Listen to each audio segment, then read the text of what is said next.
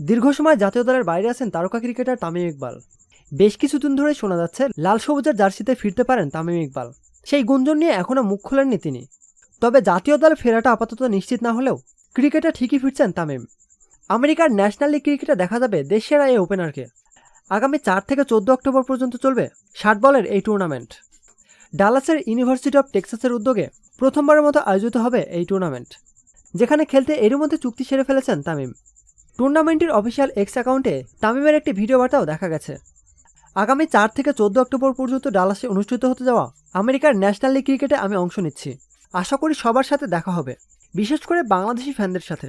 টুর্নামেন্টের অংশ হতে তর্স হয়েছে না, দেখা হচ্ছে শিগগিরই। তামিম ছাড়াও আমেরিকার এই লিগ ক্রিকেটে দেখা যাবে সাকিব আল হাসানকেও। টাইগার অলরাউন্ডারের সঙ্গে চুক্তির বিষয়টি নিশ্চিত করেছে কর্তৃপক্ষ। বাংলাদেশি 2 ক্রিকেটার ছাড়াও Mohammad Kaif, Sunil Narine, Dwayne Bravo, Mohammad Amir, Angelo Mathews, Imran Tahir, Jason Roy, Shahid আফ্রিদির মতো তারকারাও অংশ নিচ্ছে টুর্নামেন্টটিতে। প্রতিনিয়ত খেলাধুলার আপডেট জানতে আমাদের সাথেই থাকুন। এতক্ষণে আমাদের সাথে থাকার জন্য আপনাকে জানাচ্ছি বিশেষ ধন্যবাদ।